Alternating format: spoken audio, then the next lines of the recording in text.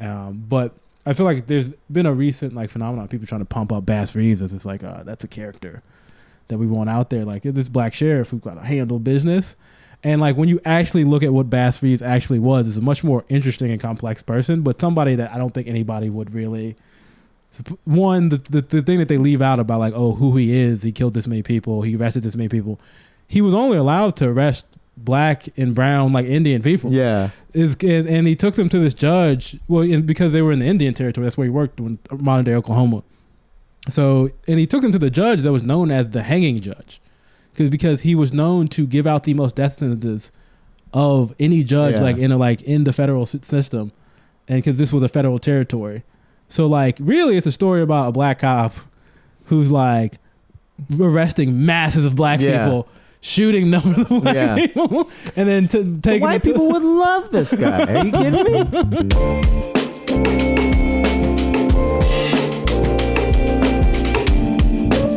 And welcome to Tyler Is Groce Podcast with me, Tyler Groce, talking to my very successful friends about life and self-improvement and what you're working on and how you're striving towards your goals so that I can learn how to crush them and beat them at whatever they're doing. And we got a good one today. His name's Josh Stokes, everybody. A fellow Houstonite, fellow Texan, fellow black man, fellow comic, funny dude, interesting dude. We talked about it all. We talked about history because he's a big history guy, like normal history of hip-hop. We talked about black shit, being black, stuff like that. We talked about FD Signifier, if you know him. He's a black YouTuber that I don't like, but Josh kind of likes. We talked about comedy. We talked about everything. It was a good conversation, good, interesting conversation. I liked it a lot. I had a fun time. I think you're going to enjoy it. Hit me up, tylerisgroce.com, for everything me, YouTube, Instagram, where I'm performing live in New York and sometimes Texas and sometimes other places. tylerisgroce@gmail.com if you want to email me and say something. But yeah, Josh is a good dude. He has a podcast. I'm gonna put his Instagram in the description. He's got a history podcast. He's got shows and dates. He's very accomplished. Go check him out. Thank you for listening. Y'all have a good time. Enjoy this episode.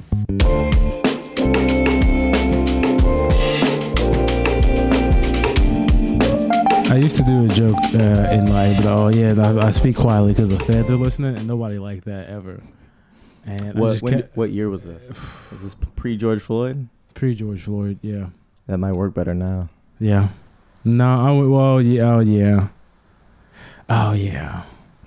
You might bring it back? Yeah, I might bring it back just in conversation. Just the feds, I don't know. I've said a lot of dumb things. I've said a lot of things like... You're a comic, of course. Character, like, yeah. I didn't like have like a dad or anything. Like I had like male role models, so like I would just like make up shit. Like I would just like kind of glean on to what I thought would work. Like I would see something and I would just try it. So like that's half being a kid, but half no male role model. I have no male role model. You and your mom's? Me and my mom's. Classic Houston story, man. Don't make it about the context of the city. That's, I do jokes about it. You know what? Fuck you, dude. Fuck you and your Austin privilege. I'm from Houston. Word, it doesn't feel like it. Well, we don't look at you like that. Big city. Yeah, but I don't think so. What part? Oh yeah, Clear Lake. You're Clear down Lake, there. baby. That's it. On a quest for the best. Down there near NASA. Ooh. Piper's Meadow. We called it Piper's Ghetto. Piper's Ghetto? It was real safe. Was it that the houses were built in the 80s? Because that's a lot of what happens in Texas. Like, oh, it's just an older subdivision. Yeah, it was probably, I think my parents bought the house new in like late 80s. And then new house, late 80s. Yeah. Wow. Good. Yeah. Wow. Oil people? My dad, yeah. Yeah, NASA people? Not NASA, oil. All that money, dude. All that cash. He got a chemical engineering degree. Yeah, okay. And then, which was, He's smart. You're a smart dad. 70s black man, smart dad. Nerd dad. Dad? Star Trek. Really? Reading books. Really? Big, thick Coke bottle glasses. I only heard about those dudes later in life that they existed. Yeah. Damn, dude. Nerd dad. Damn, dude. He was. I remember being little, him trying to explain to me the Matrix. Like he was like, the Matrix, man, it's crazy. And I was like, I don't really get it. And he's like, man, you gotta. And he was always into Star Trek and stuff like that. My mom, real nerd shit. My mom a big football head, big sports person, baseball, basketball. Like she knows all the sports. I love a lady sports. Lady sports is good. Lady sports is good. You know what I mean? Like a lady who's into sports. I'm like that. She's down. I don't even like sports. Okay. But I like a girl who's into sports. I do like a girl in sports who can like at least knows what's going on. Yeah. But not overly excited, like kind of cool with it. Yeah. You know what I mean? My aunt's like that. My aunt's like, I remember growing up, she was always like, man, Charles Barkley need to get it together. He does need to get it together. That's a true statement. And now she's like, what's his name? James Corden? What's his name? On the Rockets. James Harden. James Harden. Wow. Jesus Christ. James Corden. That's a fun character. What? James Corden playing James Harden. Yeah, it would be. Just in blackface. It feels like 2005. Yeah, that'd be a good one. That would be a good SNL sketch. She's like, we need to get rid of him. Yeah. And I was like, why? I thought he's good. He is good, but he chokes in the playoffs every time. Yeah. Well, he's not great. I mean, you could say the same thing about LeBron. There's not a lot of killers. Not a lot of Michael Jordans. You know what I mean? I mean, nobody's Michael, but nobody's Michael. Nobody's Kobe. Nobody's Kobe. Nobody has that killer instinct. Was like it's all on the line. Like LeBron, you wouldn't say LeBron has a killer instinct? I think he's been up and down on that, and I'm not going to stand on that just because I don't watch that much basketball. Like neither do I. I really don't know. I mean, LeBron, he's big. He's a big man. He's probably bigger than Kobe and Jordan, right? And I think Jordan's 6'7", Kobe was like 6'6" or something like that. Something like. LeBron's 6'8". Yeah, and Kobe was slim. Yeah, LeBron's like 6. Jordan was slim. This motherfucker 250, big. 260. I don't like. I mean, again, I don't really watch basketball, but when I've loved watching the Spurs. Okay, because that's poetry. That's like the worst. Do you want people to not respect your blackness by liking the Spurs? I don't think basketball has anything to do with my blackness. That's what you're fucking up. It has nothing to do with my blackness. The Spurs I just don't like the Spurs because my cousin, huge Spurs fan. The Spurs is a respected team. No, they're a very respected team. Yeah, I just don't. And there's a lot of black people on the team. What's your problem? No, What's up with your blackness? No, you really want people to look at you and be like, man, this black man does not support other black men. I don't on the Spurs. No. Tim Duncan, no. Duncan, no. You cannot like him as a player, but as a black man, he's a role model. I'm gonna go for your heart. You know what I mean?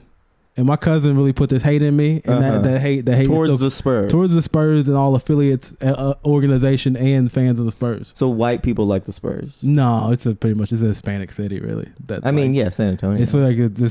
It's just the military. San Antonio, just the military and Hispanic families. Yeah, my point was Spurs is like poetry. They're really working together as a team.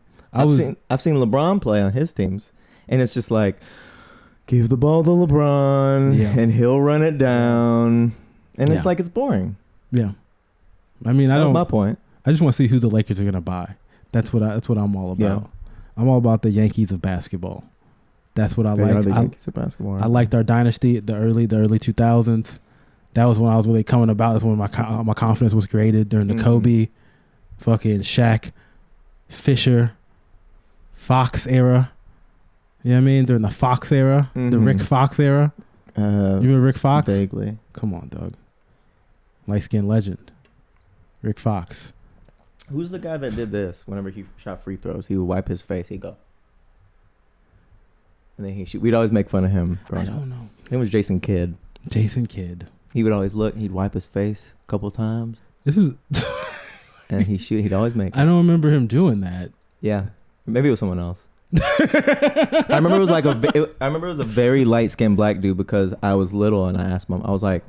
My mom was like, we were talking. They were like, oh, he's black, and I'm like, he's black, like he's very light skinned, and I was like, how do you know? It's a lot. This is when I learned I was black. She was like, we're black. And I was like, what? That's a lot. This can't be. Where were you at when you learned? Was that in the living room? It was in your home. Yeah, that was a comfortable place to learn that you're black. I was like, really? She was like, yeah. I was like, I thought Daddy and my brother were black. I didn't think me and you were black. And she's like, how do you think race works? And I was like, you've never taught me. I'm only 4. Yeah. And so I learned I was black. At 4 years old, you learned you were black. I'm trying to think like when I learned I was black. Did you? I mean, so I've asked this to crowds because Yeah. I've had jokes about learning I was black. Yeah. They're like, "When did you?" I'll be like in Houston specifically. I'm like, "When did y'all learn you were black?" And they were like, "Shit, we knew out the fucking jump." I'm like, "All right, motherfucker, shit." I don't. You know what I mean? At some point, you learned. You're like, "Why are things different?" I don't really remember learning I was black, but I do remember my like earliest memory is like of me and my mom getting a fish plate like after church. So like that's when you learned. That's pretty black. A fish plate at Like, church or after- like no, at like after Joe's Crab Shack or something. Yeah, no. After church, and we lived in Los Angeles. It was like all in Sloss, and there used to be this fish place. I do like the cornmeal breading. We were getting fish, and it was after church, and I remember just being like, "This is like one of my first memories," and so I was like, "That's a pretty black." You were like, "This feels specific." Yeah, yeah. That's what I was like. Damn, dog. I was like, dude, I'm some rhythmic things going on. You know what I mean? Also, yeah, it was L.A., so it's like very, very. This was like very iconic. Like it was like Crenshaw. Mm-hmm. So very in the '90s. So you know. It's the hood. Fuck the police. Yeah, that very like that type of yeah. So it's like very okay. That's like realization. Then we moved to Cyprus. Okay. Out there in Houston. Wait, so go back to I like Cyprus. Yeah. I don't like Cyprus actually. You don't like It's just I grew up around. I had family in Cyprus, so I go there a lot. So Cyprus. When I hear Cyprus, it's a long way. It's a long way. Whenever I hear Cyprus, I feel warm feelings. Yeah. But the area is awful. I mean, it's so big and spread out. Suburban blight. Suburban. I mean, it's great. It's great. It's a great neighborhood to raise kids and like have. Like, yeah, that sort of thing. It is, but it is suburban. Yeah. But it's just so spread out. There's miles of just neighborhoods. Yeah. My aunt and my cousin lived very close to each other. Yeah. And it was just, we would drive 20 minutes just between their houses. It was all just houses, subdivision, gas station, houses, subdivision. Maybe there was like a fucking Chick-fil-A because Cyprus loves some Chick-fil-A. They really do. They really are bigoted. They love some Chick-fil-A because there's enough money there that Chick-fil-A is willing to invest in that area. Yeah, no. Chick-fil-A is real racist on some shit like that. They will not invest in areas that are poor. Yeah, they don't put Chick-fil-A's everywhere. No, there ain't no Chick-fil-A's in Bushwick. I mean, I think there's a lot of reasons that there's no Chick-fil-A's in Bushwick. Man. I think they have some views. That's not good. I think people would love Chick-fil-A here. I don't know what I really don't know what you're referring to. All right. I think this is a Popeyes community, but all right. Dude, everybody loves Chick-fil-A. Chick-fil-A is it. They have no color or creed or ethnicity. They don't like gays. But besides that, I mean, like, if you're just not gay, or if you can just hide that shit for 5 minutes while you order. Yeah, there was a controversy about like them putting a gay person, like a kind of a queer person, on their like Facebook or Instagram or something like that. Yeah, and they like got a bunch of blowback. People like again from like all the Facebook like commenters from the conservatives. Conservatives being like y'all are promoting. It's like they can't even work here, dog. Here's a hot take. Like that's crazy. Like that's. Oh, it was just because they worked there. Yeah, they were working. It was like a queer person. Like a picture of like queer person. Come to Chick-fil-A. Yeah, come to Chick-fil-A, just working. Just a little like, thing. There was just a little something extra. Little profile, and like they just didn't like the hand, like the way like they didn't like the way the person appeared. So they was like, oh, they were like a dude with nail polish. Like, it was something. It was something that was like feminine. Or like the gay double wave with both hands. I'm not gonna. Nope. You ever see that? No, that's what they do sometimes. It's fine. I do it sometimes. I'm like, bye y'all. Like a wide, but it's a little gay. Just wild, and I'm okay with that. It's your podcast. I'm okay with that. I'm not saying anything crazy. I mean, I don't. I've never seen those. Nervous. I've never seen those in the way that Well, that's because you don't really hang out with gay people. I used to. Well, yeah, not in high school. You don't really like them? Not in high school. Damn, dude. Coming hot right now. In high school, I didn't have a lot of gay friends. I knew gay people, but I didn't have a lot of gay friends. Mm-hmm. And then I was like, I remember I was watching The Daily Show, and I was like, why the fuck? Like, because The Daily Show back then, it was like George Bush era. This was like very like gay rights. Like this was like the last time that this was a big issue. Yeah, I missed that time. Yeah, I didn't know we would miss like it. Of The Daily Show. Yeah, The Daily Show, not the yeah, not the gay part. So I remember just thinking like, why don't I have a lot of gay friends? And then I like thought about it more. I was like, thought about the friends of all these football guys I was around. I was like, nah, doesn't seem like I'm like that. These people are not good people. A lot of homophobia. You're saying the football guys? Yeah, they're a lot of homophobia. You know, there was someone gay. Yeah, no, somebody probably. I mean, somebody was like, yeah, let's get some pussy, and then they were like, had a crush on their their rear end, but like it's not a joke. Like the tight end. Tight end. That's what I meant. It's okay. That's what I meant. No, it was weird. Yeah, no, there was a lot of gay stuff happening in the locker room.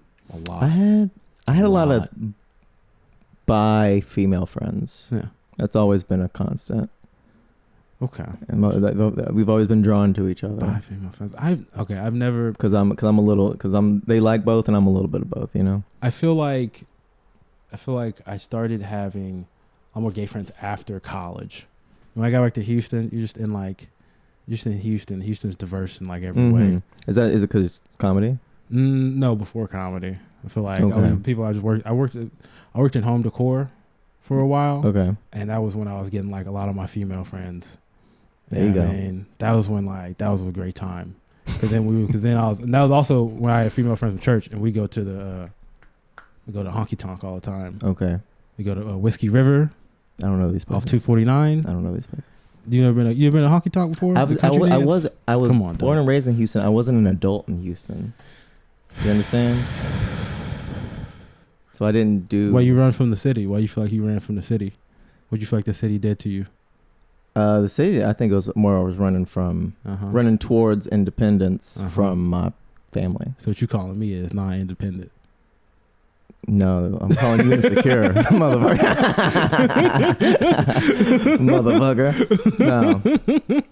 No.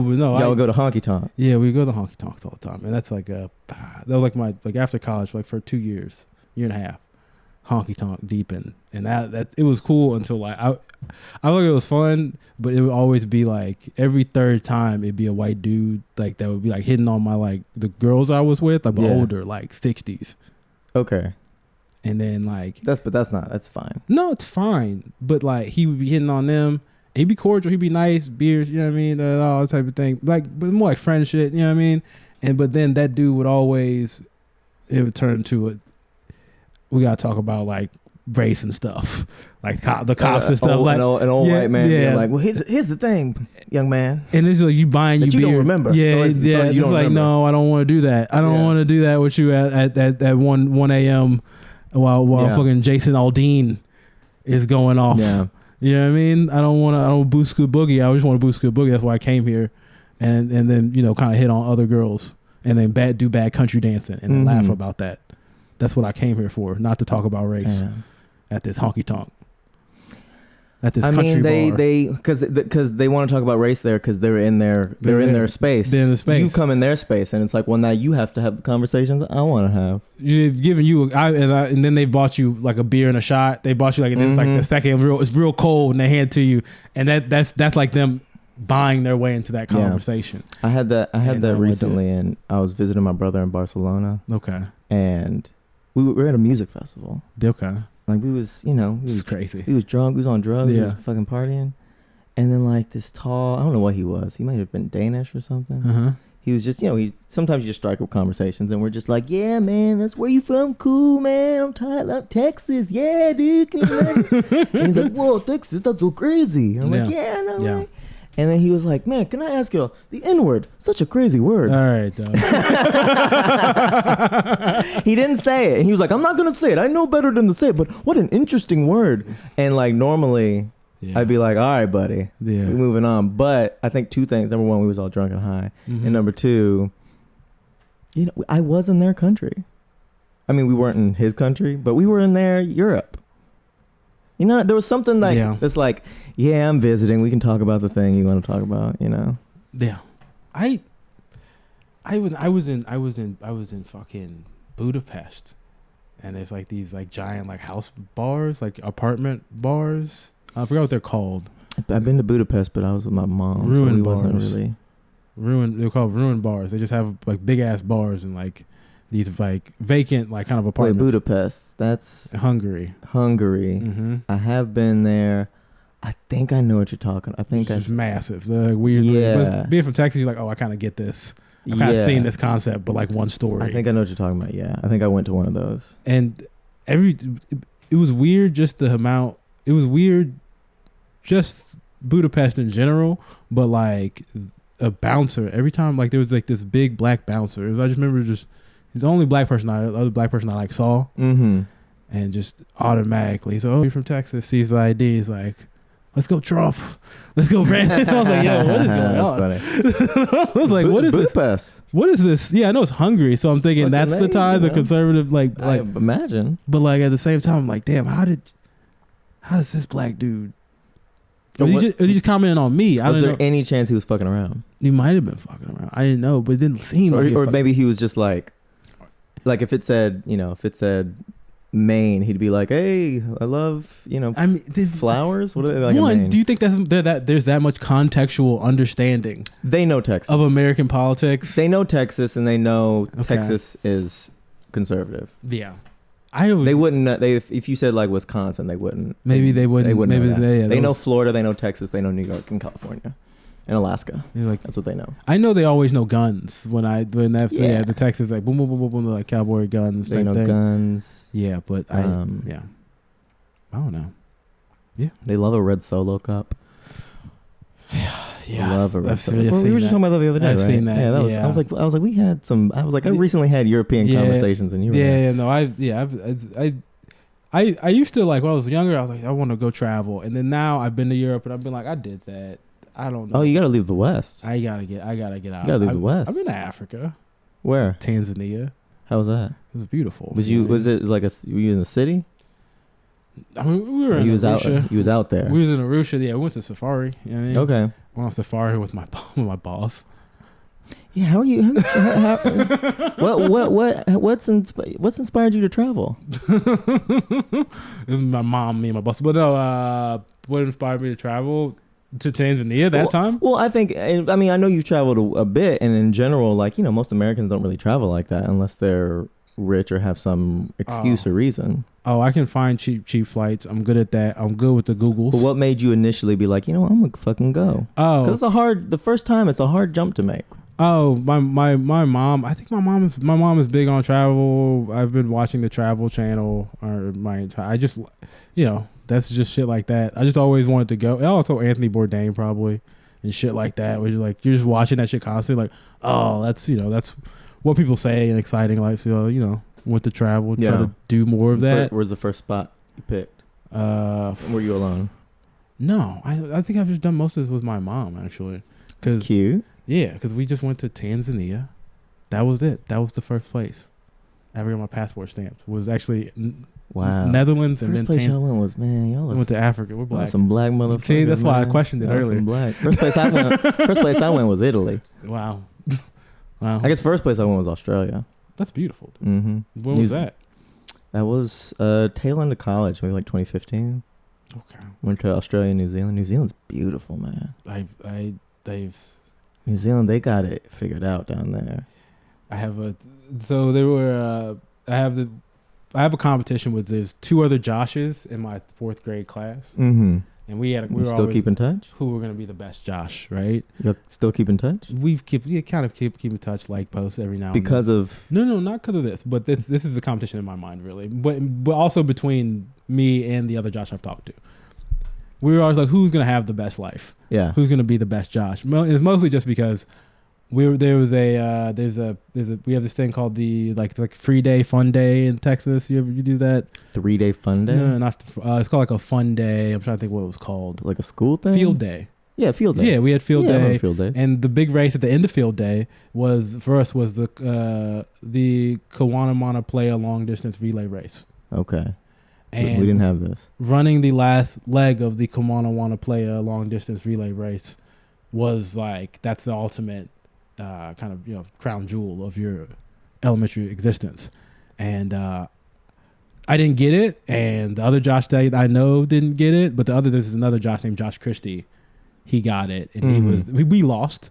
And until this, there's a lot of anger and resentment over the fact that I think I should have been in the last leg because I was the fastest. I just was a bigger boy, but they didn't understand my thighs at that time. Okay. They had no understanding of my thighs. They didn't trust you. They didn't trust my thighs, and I was like, I'm like, they're both white, and it was crazy. I said a lot of things in a 4th grade classroom arguing on behalf of me, that I wouldn't want out on some black shit. Yeah, on some like about like, do you go trust you? Basically, I didn't have that language in 4th grade. I could not have been like, all these you really gonna trust all these crackers over me? I didn't actually say. I didn't actually. You really gonna trust all these crackers over me? Oh shit, Jim Crow all over again, Mrs. Jefferson. Shit's fucked up, man. Anyway, we lose, right? And then so lucky I don't go Marcus Garvey on your crackers, motherfucker. Shit. we lose. Yeah, give me a red card. I don't care. Did you have cards? You have red. Oh, you guys had the cards for like the card system. Somebody watched soccer. Like you're green, and then if you're bad, you put the yellow card in front. Now you're yellow. If you go red, you gotta go to the principal. If you were bad, they just put you in a different class with less opportunities. That's really funny. That's why it's really dark and funny and true. Yeah. It's very true. We lost the race, and then we've kind of had this running competition in my mind and the other Josh's mind of who's the best Josh. The best Josh is not me, the guy who does comedy in New York. It's not going to be the other Josh who's married in Houston and has a pretty good job and like a family. Boring. And the best Josh is Josh Christie. What is he doing now? He's a chef in New Zealand. Yeah, he's winning. Yeah, he won. And he just like was like cooking like a meal for Woody Harrelson and smoking weed with him. Cooking a fucking kiwi. Yeah, dude. So fucking yeah. I'm sure. I bet you he's cooked some kangaroo. I went on that rant just to say I wasn't the best Josh. It's okay. And well, I don't know him. So I think you're the best Josh. Fuck that motherfucker. Nah, man, he won, dude. He won. Now it's over. I mean, it's one of these things where it's a sentence, you know. I'm a chef in New Zealand. Yeah, no, that's good. But is that really not as cool as I'm a comic in New York City? I think it's more cool. Just because of the international aspect. International, and also the opportunities as far as like he could just open up a restaurant.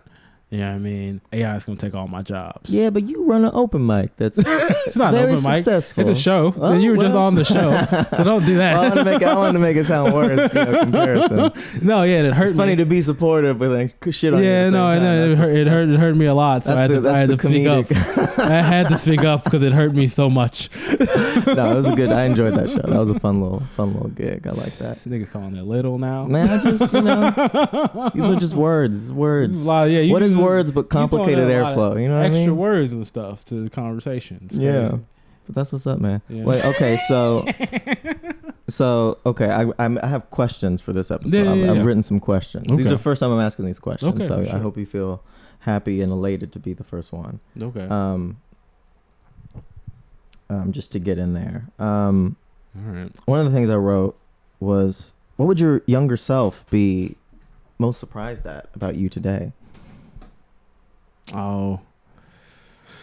How? Okay. Probably that I'm doing stand up. Yeah. I don't think I could ever think that as a kid I was like, I mean, I would mimic and do all the stuff. Yeah. But I was like, no, I'll never be, I don't like to talk in front of people. So the idea that you're like, fuck, he's like doing. Yeah, and I'm up doing. Would you think that's cool, or would it be? Yeah, no, I have a pretty good situation. So I think it'd be like good. You're like, all right, good. It's not so bad. Right, not so bad. I think that's where. What did? Because for me, I had like whenever I was young, I think if I was looking at me, I'd be like, well, that's fucking great. Yeah. That he's doing that. Mainly because I'm like, I'm glad he's not in an office. Man. I think. Talk about it. At least he's doing some like cool shit. At least he's doing something that's not I'm not my dad leaving with my slacks and my mom's ironing the tie and here you go. He's like, all right. Did you ever do that? You ever done that lifestyle? Luckily I never had to like really wear any fancy clothes to work, but I had an office job for a year and some change.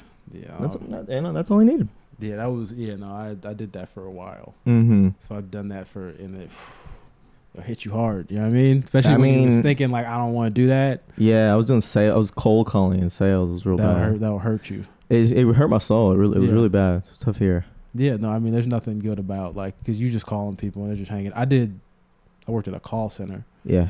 But it was like for the Democratic Senatorial Campaign Committee. And that's a little better to me. It wasn't. Because at least you feel like you're doing something. Maybe. Nobody in there believed in it except for me. I was like, I thought this was like a play. Yeah.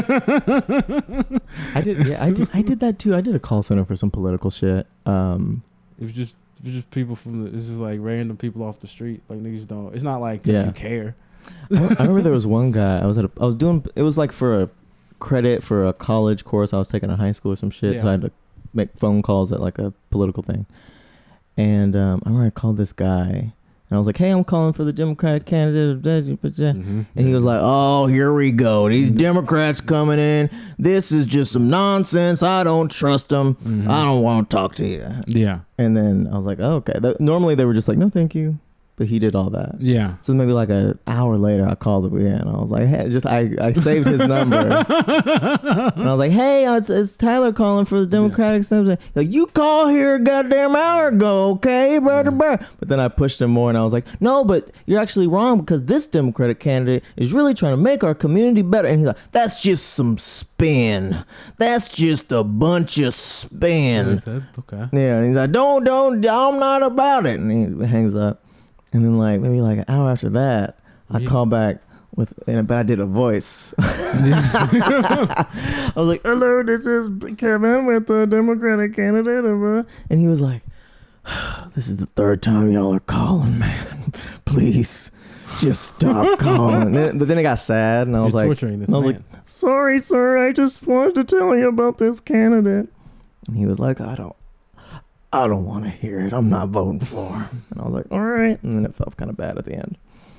I mean, at least that seems nice. It seems like, like a fun time. At the end, he did get sad. But I think I took money from a woman, not from a woman, from like an old lady. Not taking it. I didn't take it, but you didn't steal it. I didn't steal it. You earned it. But like I was on like the Democratic senatorial campaign. Like this is what made me quit. Like I just remember like it was an older lady, and like she was like basically like I got on her on the phone, and then my boss like he came in and talked to her. Yeah. And then she like gave money, and then I remember her asking after like she was like, should I give more or something like that. And I remember just being like, no, you're good. Mm-hmm. Like, and I remember just being like, that lady had no idea what really happened there. Yeah. And that's not good. And I shouldn't be around this. And I'll just go fucking work at Taco Bell, which is what I did. That's where I went out. I was like, I'm just going to Taco Bell. Yeah. After this. At least you got fucking morals, Felt dirty and you got out of there. No, I didn't. I worked in oil after that. So, and I mean, not that moral, but you know, like on an individual level. No, I've been in the streets. on an individual level, you're like, hey man, I don't want to take from an old lady, but the planet. All this. No, I'm joking. That was there's not a lot to do in Houston. I'm sorry. There's not. There's not a lot. Space, and that takes school, and there's oil, and that there's jobs. Yeah, there's jobs. So that's all. Yeah, I was in the office. I wasn't like. Sure. Yeah, not cool enough for that. But your younger self, you talked about you didn't have any male role models. Would you think would you be a male role model of yourself? If your younger self saw you, would you be like, I want to be like him. I'm going to try that on. Oh, yeah. No, I think now I'd be like, okay, I think it would be like, why don't you own more stuff? Because my younger self is very materialistic. Sure. Listen to rap videos, cash money here. How can you not? So, yeah. What do you think that? Bling bling. How do you think rap as a? I was gonna say something real. I don't know.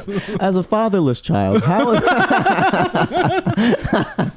do you think rap influenced your male masculinity role model stuff? Because I mean, it's hard not to look up to rappers. I remember in school being like, that guy's cool, but also recognizing I'm not those guys. Yeah, it's a very clear line because I was from the suburbs. Mm-hmm. Like I grew up. I was born in like in the city in LA, but like then we moved to the suburbs. So like, it's a very line. I can't be those guys because like there'd be just so much pretending. Yeah. That it would take, and then also I think I was more of my masculinity probably was pressed into like the whole you got to be the black dude. You got to be the black dude who takes care. Because you're in the suburbs. Yeah. So you got to be the black dude who takes care of of women around you. Okay. Because your dad's not there. You're a man in the house. But then also you have to be the model black person in the suburbs. Yeah. Like for these white people. Yeah, for all of these white people who are like. And the model black, what was that? Because I'm sure there was an aspect of like, I don't want to be the stereotype. I don't want to be violent. I don't want to be angry. But also there was probably like, but I want to be cooler than them. But you don't want to be the fucking nerd. You don't want to be the like. You don't want to be the guy. Carlton. And so it was a lot of it was. I'm trying to think who was the probably. I'm trying to think where. Man, who was the model person? Wow, this is a big thing. Who was the model rapper? Who was the model, not the model rapper? Because I'm trying to think I didn't really look up to rappers. I knew they were cool. Yeah. They were like entertainers, but it's like, they're also, Soulja Boy was out back then. Yeah. How old are you? Some old dude. But when I was young, when I was like, all right, whatever. I'm 30, so. What? I'm 30, yeah. Yeah. Soulja Boy was out when I was a kid, like when I was like a younger person. But he was corny as hell to me. Yeah, but that was like the most popular rapper. Well, yeah, but because of the song. Who else was popular? Were you gonna look up to Gucci Mane? I mean, I really liked Kanye, Lupe, eventually Drake. Okay, if anything, the masculine was probably formed by a like of Common and like that. I liked Common. If anything, that's probably I learned a lot of like. He seemed like a take care of your mother type. Yeah, facial expressions from Common. You know what I mean? I learned a lot of that, a lot of, but common sense. I can't really do it. I never was looking up to Kanye as like. I was looking at it was more like a peer thing because I was like, oh, these are what like young black dudes feel. This is what they do. This is okay. Like this. You felt like y'all were in the same, even though you totally weren't. You felt like y'all were in the same class. I feel like they were talking about my life. You know what I mean? Like right, yeah. You know what I mean? And like, then Common was like, You know what I mean? He's talking about B. You know crack in the 80s. Singing with my ladies. Not that part. That's not bad. The brown right? sugar. That's pretty good, Common, right? Okay, no. It's like Water for Chocolate, like that era. Like okay. All I know B is era. I know B. I listened to B. First album I ever bought was B. Go. Wasn't Kanye around there? Yeah, that was a lot of the production was Kanye. Yeah. And that's a heavy era, dog. Yeah. Know every album, know all of them off that. Yeah. All of them, every single one. No, music was. What's the first album you ever bought? I ever bought? Yeah, you bought it. I mean, you are old enough to have bought it. I am old enough, but I'm also young enough that my brother is older than me, so I would kind of listen to his. Yeah, I remember listening to like there was a phase when he was trying to get in with white folks. He had a Linkin Park album. I think that's the first thing he listened to. That Linkin Park Jay-Z crossover really it really opened up both of them to a larger market. It was very effective. And so I remember listening to that Linkin Park album. I remember listening to R. Kelly's Chocolate Factory. Okay. The first album I bought. Just like I need the one you were like, no, I need that. I need that right there. Because it was like Kanye was a big deal, but Kanye, I like my brother bought it. Like we bought it and then we put it on the computer and then we burned it to MP3 player. So that was like, I remember going out and buying this. I mean, this is a lot later, but buying like Donald Glover's Camp. That's the first one I can remember. All right, we'll come back to the Camp Donald and Glover. Take Care came out like the same week. That was like a good week. That's a wild Camp and wait, who's Take Care? Take Care is Drake. Yeah. Oh wow, okay. Did you like Paramore? I didn't dislike them. Okay, I just never really. There's a big theory that a lot of black, like most of Paramore's fan base is black, or they're big among black people. I mean, I'm open to checking them out. No, Paramore is great. Good. Haley Williams, what's that? I don't know. What's a song? What's like a big song that I should know? I can't remember their songs. I'm gonna pull them up by. This is my childhood, dude. This is when I was wearing hoodies too big. Yeah. You know what I mean? Yeah. No. Yeah, but I never thought of Kanye as like my dad or like you know what I mean? That would have been weird. Like or Kanye. I get that to an extent because I think. I can see that with comedy because there's like, if you're like in your 40s or 50s, like I can look up to you comedy wise. But if you're like in your 30s and you're doing much better and you're ahead of me, I'm kind of like, Yeah, but like, you know, like we the same, like, you know. And then anyone who's my age, I'm like, I'm not gonna listen to this little motherfucker. I'm not listening to you. I do remember calling. I called, and this is a theory of mine, that I called the whole like Chirac, like Chicago era coming in. Really? I called what that was gonna be because there was a lot of rappers, 2010, talking about like how they had young dudes who would shoot people for them. It was like that was like they got my young, you know what I mean? And I was like, damn. You go to school and I see, I know what the young black kids look like. Well, one of the young black kids, what if that was the shooter did all the talking and actually rapped? And it was like that. Who exemplifies that? They were, so at that time, oh man, dog. You like a hip hop historian. Yeah, I do. I was, at the time, Lil Wayne was big. So all the kids had dreads. Sure. So just like all these young kids with dreads. I specifically remember watching, this is me and my, like as a kid at home, I'm watching The Corner, which is a BT like mini series. I vaguely remember that. It's the previous, like the before The Wire. I think it's also David Cameron who does that. Not David Cameron. That's a different nigga. The nigga who does The Wire. James Cameron. I don't fucking know. But like, I just remember. It's not James Cameron. The James Cameron is the Titanic nigga. Yeah. That's but yeah, I just remember just seeing like, just watching that series, and just the kid in that had dreads, and I just remember like, if there was just a dude with short dreads, right, who was rapping about like actual corner boy activity, God, that would take off. That would fucking take off. And then years later, Chief Keef comes along with the short dreads, and all he's doing is just rapping about like Chicago street corner. That's what they took off. And I think I could have really had a great hip hop career as like a producer or something. But I never, you know what I mean? A producer as in like not picking producer, people? The like AR. And what's it called when you're like... But that requires like technical skills, right? Not producing. What's actual A&R, like A&R. searching for I would have been a great A&R, dude.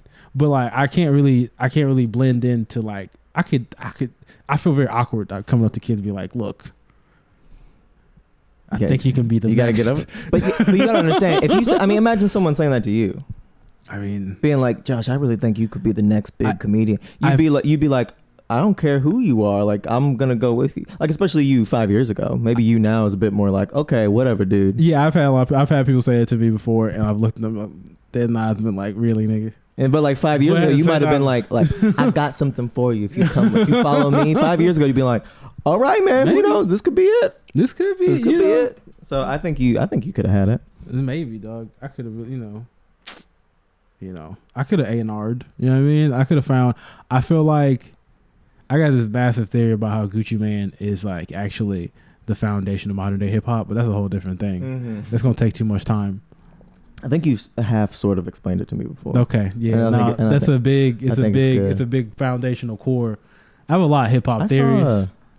I saw a meme. The hip hop tree, the roots of Gucci Mane, the tree that he spreads, very far, dog. It's gonna take too long. It's gonna take too long because if I get into the Zaytoven branch of that, dog, I want to show you this meme, and this is bad podcasting, but it's fine. I don't know if I even have it. I don't know. I thought I sent it to my brother, but it's a meme like kind of breaking down some trajectories of. Basically, it was a little meme, kind of laying out how 808s and Heartbreak was a extremely influential album to hip hop today. Yeah, I mean, look, 808s, yeah, it is very influential because it. But in that, we can all trace that back to T-Pain actually, because T-Pain is the first one to use That's true. The fucking little shit. What's it called? The auto-tune? The first one using auto-tune. This is it. The 808s family tree. It goes 808s and Heartbreak created Drake, Future, and Kid Cudi. You gotta put this at the bottom of the screen. Yeah, so I people will. Understand. I probably won't, honestly. No, I understand. I see that, but then I can take Future out and put that on the Gucci Mane chain. Honestly, sure. But here's what the meme says: is there's 808 and Heartbreak, and that influenced Drake, Future, and Kid Cudi. Drake influenced The Weeknd, and The Weeknd influenced Tory Lanez, Party Next Door. Six Black. How do you say his name? This is Black. It's just Black. That's stupid. And Bryson Tiller.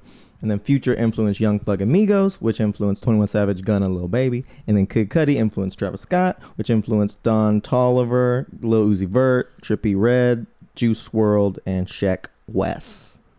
Okay. I still think Gucci Mane have a... He should be in there? You think he's earlier than 808? I think Gucci Mane has more of a significant influence on modern day hip hop than that list. Because I think Gucci Mane's half that list. Fair. Because Gucci Mane's going to be... He's going to have the Future part of that list is him, because Gucci Mane was the first person to do like joint mixtape with Future. Like, this was a time when Gucci Mane was basically, he would stamp you by doing a mixtape with you. This is like early, maybe like 2010, 2011. This is more 11, 12, 13. This is when Gucci was really popping. This is like height of Gucci Mane. Was it 10, 16, whatever, the fucking Brick Squad, the whole fucking Waka Flocka, Frenchie, all that shit, OG the Juice Man. So basically, he stamped fucking Future, and he stamped Young Thug. Young Thug was, I think, signed to Gucci Mane at a certain point. Also, then early in her career, Gucci Mane signed Nicki Minaj. Yeah. So everything that flows from Nicki Minaj, which is basically all modern day female hip hop. Cardi B, Megan Thee Stallion. That all comes from early Gucci Mane.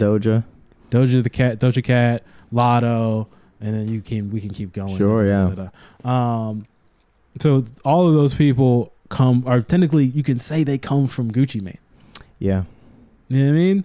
And then if we're gonna go into the whole deeper, to most of the Chicago drill movement, all of that stuff, that like the stylistic phrasing, the dreads, all that stuff was very influenced by Waka Flocka, who is another subsidiary of Gucci Mane. When Chief Keef gets big, the first thing he says, like, he's not excited about meeting anybody. He says himself, he's only excited by meeting Gucci Mane, Waka Flocka. So then all of the like drill rap that you're hearing that comes out of Chicago, that then becomes New York drill, that comes London drill, that comes drill where all over the world, a seed of Gucci Mane. So I mean, we can keep going. If you really talk, Gucci Mane works with Zaytoven. Zaytoven and Gucci Mane together developed the whole. I mean, it's a morph of the whole like 3 6 Mafia sound. But like with like, of course, Zaytoven's like, he has a gospel background. He's like a gospel pianist, and then also he's from the West Coast, from Oakland.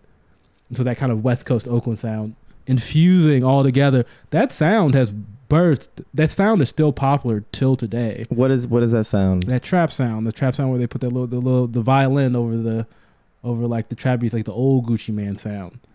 That basically all of the trap sound basically. So everything that Atlanta did, I would say, all the Migos beats, all the Future beats. Zaytoven beats are a particular thing in themselves, but then a lot of those people who come out of that, Metro Boomin, you know, like all these, I'm trying to think of. You're thinking of like producers. That are definitely coming from Zaytoven. Zaytoven and Gucci Mane's workload, and that I'm saying that I don't know that part as well, but I'm thinking he's also a seed in that. So do you think Gucci Mane knows this? I think Gucci Mane. Yeah, I think in Atlanta he's like the godfather of Atlanta. But I think it's a well-known status. Also, the 300 Entertainment. That's just Gucci Mane's old manager, Coach K or whatever his name is. Yeah, Coach K's. I'm nowhere as 300 Entertainment. That's going to be City, knowledge as you have on this. The City Girls. That's Yachty. That's everybody who's popular right now is basically just working with Gucci Mane's old manager. So I'm just saying, man, like Gucci Mane. It's extensive. I'm saying we live in the world that Gucci Mane created. Yeah. You live in Gucci America. Yeah. I will say I don't really fuck with any of the people that you've listed. No, I understand. You look at the length of your pants, dog. They're shorts. Exactly. That means I don't like. I'm just missing the connection. There's no connection, dude. I'm missing there's no connection. That's the problem. You just point at something. That's the problem. There's no connection. That's the problem. No, in the pants. That's a very silly thing to say. All right, here's something. Shifting gears. All right, cool. You got any vices, bad habits? Procrastination. Yeah. Who didn't have that? Yeah. What do you want to be doing that you're not doing? Oh man, if I can line up my life perfectly, I would, of course, I would join a bowling league, because I would like non-comedian friends. I would. Okay, keep going. There's so many. Keep going. Join the bowling league. So like I want non-comedian friends. What else was I gonna do? Oh, I get like a little side job. I kind of rotate them between like making mozzarella and working at a pizza shop because I want to learn that skill, and also learning charcuterie. And so these are things I keep procrastinating on them. I have like various podcast ideas like this that I could do, but I have not put them. I can tell you it's a bitch. I've done it before. I did 3 years of a history podcast. Yeah. You talked about that. It is. Especially when you read for. Yeah. Used to read. See, maybe that's procrastination, or maybe that's just knowledge of the beast. You know? No, but like at the same time, this is how doing stuff is how things happen. Yeah. Not doing stuff is not how things happen. Yeah. That's what I've learned, and it took me a while. Yeah. Yeah. I mean, I did this. I had people tell me like, "Why are you wasting your time doing this?" And I was like, I gotta do something. You gotta. And do then something. no money, but some stuff has come out of it. People like you. They click on it. They click the follow and they like, and I've got followers are slowly ticking up. Mm-hmm. That's good. That's what it's all about. It's not nothing else. People have found me from it. It's not about family, friends. It's not anything. No, I don't need followers. any of that. I don't need that. Exactly. I'm trying to forget everyone I ever knew. Once I get fucking this money. I mean, look, I already forgot.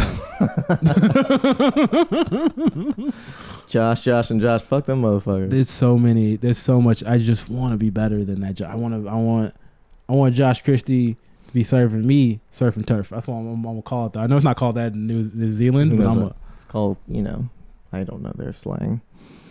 Put it on the Bobby. I'm gonna tell Josh Christie. It's not New Zealand. They're gonna get mad at you. I'm gonna call them Australians to their faces.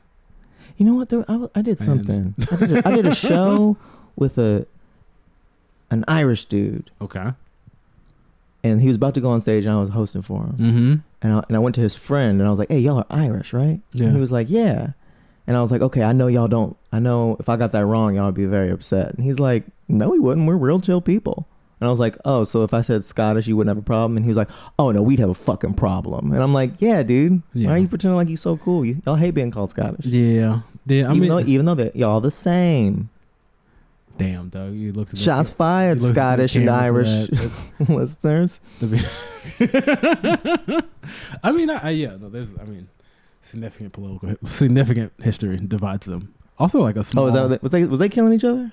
I thought it was the British and the Irish. Probably. I think there's some. This is Scott Irish. What is that? Scott. There's like Presbyterians that come over from Scotland. I'm sure there was some religious shit way back in the day. And there's like a thing, and then the Scott Irish, and a lot of those. It's a whole thing. Yeah. It's a whole thing. A lot of history. A lot of people moved a lot of places. Yeah. You know what I mean? That's But you procrastinate. I procrastinate. Yeah. You procrastinate. I feel like a couple of those are pretty easy to solve. The bowling and the. Yeah. Signing up for something, that's easy. Yeah, but are you a pothead? Huh? From time put it on camera. Yeah, from time to time. Put it on camera. It's legal. It's not. It's not a big deal at all. No, I've done it. I've partaken. Do you think that gets in the way? Partaken. Huh? Do you think that gets in the way? No, I think a variety of things get in the way. I think, anxiety about fears, right? Sure. I think also I think a very busy life where you're doing a variety of things repetitively, and getting those things done always gets in the way of these kind of other things. But yeah, I think it's I do think that's a part of it, right? Because it is a waste of time. Sucks sometimes. Mm-hmm. But yeah, yeah. I mean, I've been doing this podcast for a little bit. I posted stuff online for years now, on and off, and it never gets any less anxiety-inducing. Yeah. Or fear. I mean, every single time I post, I'm like, is this even anything? And I'm like, I post it, and I'm like, is everyone gonna hate it? And I just don't. And that's why I don't look at it. I just post it and don't look at it, and I'm like, God bless. I've said. I mean, when I had the history podcast, you're actually like making a statement. Yeah. On like people's past. You're doing like and a culture. Hassan Minaj shit. I have a lot of Congolese that don't fuck with me. Because you was shitting on the Congo? I wasn't shitting on it, but I was, you trying revealing the history of it? We were joking. It's a comedy podcast, but history podcast. It's hard to make a lot of things about Latrice Lumumba's death. Like, what happened to him? The lead up to his assassination. Who killed him? The Belgians, and with American and British and French help. Was this trying to colonize him? Yeah, I mean, well, like in the fucking 40s or something? No, they just became independent, and they were independent, but they wanted to keep all the resources. The Belgians wanted to keep all the ties to all the resources, right? And so when they became independent, the Congo, basically, Patrice Lumumba was like, he basically just like shat on. There was with the king, the Belgian king was there. Sure. He was mild. He wasn't even really disrespectful. He was just staying up for you, just being proud and black, and you know what I mean. Congolese and shit, and they ain't like that. And then so also he made overtures kind of to like the USSR, and they wasn't having that, especially because the Belgians kind of just took all the resources. They basically took all the resources, and basically it's the south of the Congo succeeded. It was going to become this old thing called Katanga. That was like a Belgian state. That sounds like a country that I would make up. Yeah, they basically they made up a country. Country of Bajinga. And basically, yeah, he just he was trying to get help to get half of his country back, and all the get down the Belgian. They capped him. Yeah, they killed him. Basically. And that's a tragic thing for the country. Yeah, his boy. That you was like just chopping on him. No, his boy Mutumba. Wait, I'm fucking up the nigga's name, but this the next Congolese leader, who's like his friend, just gets him, basically betrays him, and then ships him on a plane to Katanga. Oh, just right over there. To the Katanga. Seems like you wouldn't need a plane. It seems pretty close. The South. I'm sure the roads are still intact. The railroads are still intact. You're gonna you have a lot of faith in the roads of the Congo. I don't know. In 1960. I assume white people came in and destroyed a metropolis that was there. So I don't know what the Congo was like and is like. I know it's bad now. I know you don't want to go there now. No. It's East Congo. What is that? I'm trying to get Goma. Yeah, Goma. I've looked up countries that are like in the red zone for like the U.S. recommends you to travel. I think that one might be in a red zone. Yeah, it's in the red zone. I mean, but also they have perfectly fine countries in the yellow zone, so I don't really trust it. But people want those resources, big dog. I mean, for Goma, at least Eastern Congo. It's like that's where they make all the. There's like a chemical that or not a chemical, a rock, a mineral you can only find there, that you put into your. Like that makes your phone screen movable. What is it called? Touch screen. Yeah. It basically you only can find that mineral. Like it's one of the few places you can find it, and there's a lot of minerals that are involved in tech. Apparently, that's why it's like such a valuable, fought over part of the world, because it's nobody East Congo, and apparently that there's like a M23, that group that keeps destabilizing that part. They say it's from Uganda. They say it's people from Uganda. Like Uganda's fucking with it, like trying to keep it unstable so they can. Have you ever read resources? Yeah, I mean, have you ever read Fanon? Who? Frantz Fanon. Frantz Fanon. Yeah, no. He's a guy. He was like I think he was like a psychologist, and he was like a political guy. Yeah, and he's black. And he's from somewhere in Africa, I think, but he was very involved in the Algerian. Oh wow! Revolution. Yeah. And he wrote this book called The Wretched of the Earth. Yeah. And he just talks about, he's like he got some, like he was saying shit in the book that got me like, hey, we need to get some bricks and change this motherfucking country. Like he was getting me going. It was like, he was saying whenever you kill the master, like when a slave kills a master, he frees himself and the master. Like he's like, there's no more slave-master relationship at all, and he's like, if the only way to get out of this shit is violence. I mean, he was talking about specific colonization over there, and this was also pre-MLK and Gandhi and shit, so maybe there was other ways to do it. But man, he was like a dude who was around during that colonization shit, and he was like mad revolution and mad like fuck these motherfuckers, and even breaking down like how there's like the black bourgeoisie in the country gets independence from the colonizers, but then they still are getting paid by the colonizers, so still creating the country to be a banana republic and just sending their shit up and all that, and how, and he was very much like, we need to get the grassroots, the fucking poor people, the people you would think are ignorant, they need to get them together, and that's the only way to actually rejuvenate the country. And it was a very interesting guy, but he talked a lot about this sort of thing.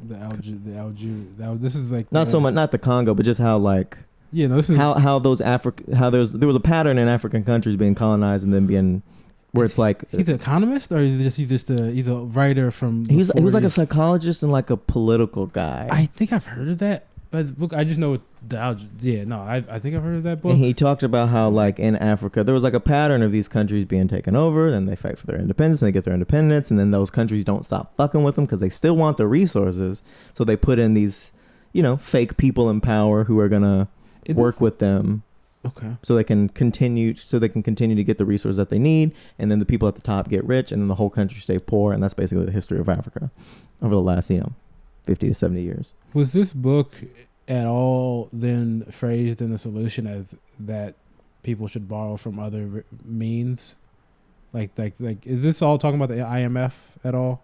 Because I've read the IMF? Was it International Monetary Fund or something? I don't know. No, this was written in the 40s. Oh, okay, all right, never mind. Because there's a book out there with an Egyptian economist that then plagues. There's a lot of those countries that get wrapped up in like IMF loans, or like they're fucking with the IMF, and they like basically the IMF gives loans on, the contingent that you like open, free market shit in the economy. Right. No, this isn't that. Break down trade. I think he would be against this. I think he'd be like, we need to learn how to be a country on our own from the bottom up. Oh, that's what I'm saying. Then that guy in the other book then phrases, some Egyptian economist who then phrases that you should then borrow from like other sources of lenders. And so that's, then you're beholden. Yeah, but then that's a lot of people are doing that with China, where they're not going to the IMF anymore. They're going to China now, and then China has it is predatory loans like everybody. Loan system's real predatory, no matter where you go. Yeah, no, there's how could you not be? Yeah, I mean that's why you do the. What loans. Kind of benevolent people would be like, I'll just loan you money and then you just give it back. that's how it should be. That's all right? the system. I mean, give us a little something extra, but it's fine. And that's how we make our money. No, they're not doing that shit. They got too much control. I mean, that's how now you're getting political. What how long, why are you so interested in history? I don't know. I think it's because I probably as a kid I got a lot of praise for being in history, for liking it. But I think essentially what keeps me going on history is that like I like reading history, and then there's like a weird. I want like you can have like all these questions about like the planet or what, humankind or like history, and you can just read them. And every time I read about one of those questions I have about what happened at a certain point, it then leads to another question. You know what I mean? Right.